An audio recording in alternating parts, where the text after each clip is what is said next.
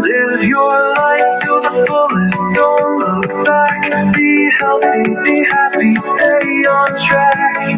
Stress-free love is the key. Keep caring, keep daring, be free. Hey guys, what's up mga ka-health buddies? Welcome back sa channel kung saan ang kalusugan ay laging in the spotlight. Pero teka lang, alam niyo ba na may sakit na tahimik lang pero unti-unting sinisira ang katawan ng maraming Pilipino? Yup mga beshi, I'm talking about diabetes. So what is diabetes? Simple lang, it's a condition kung saan mataas ang sugar level sa dugo kasi kulang o hindi nagamit ng tamang insulin ng katawan. Now, insulin is like a key na nagpapapasok ng asukal sa mga cells natin para maging energy. Pero kapag wala o sirang susi, guess what? Naiipon ang sugar sa dugo. At kapag lagi kang mataas ang sugar, unti-unting sinisira nito ang puso, bato, mata at iba pang organs. May dalawang klase ng diabetes, type 1 at type 2. Type 1 diabetes, usually sa mga bata o kabataan, ang immune system ng katawan nila, inaatake mismo ang pancreas, kaya wala ng insulin na nagagawa, meaning kailangan nila ng insulin injection for life.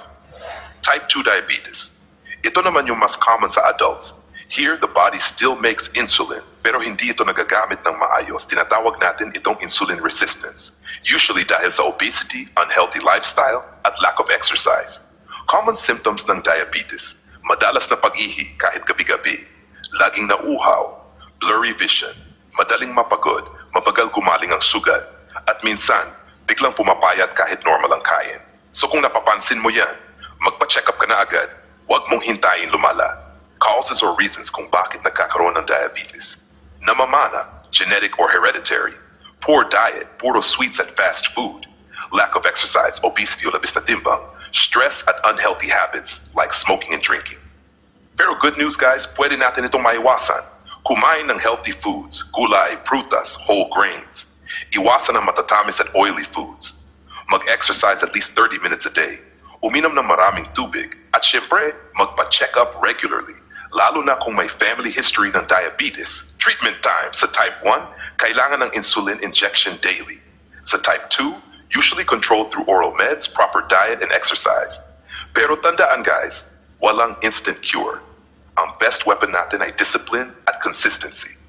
Alam nyo guys, ang diabetes hindi parusa, paalala ito. Paalala na dapat nating alagaan ang sarili natin habang maaga pa. Hindi mo kailangang maging mayaman para maging healthy. Ang kailangan lang ay disiplina, tamang kaalaman, at pagmamahal sa sarili. So tandaan mga ka-health buddies, if you take care of your body today, you won't have to pay for it tomorrow. Maraming salamat sa panood. If you learned something today, don't forget to like, share, and subscribe para updated ka sa next health topic natin.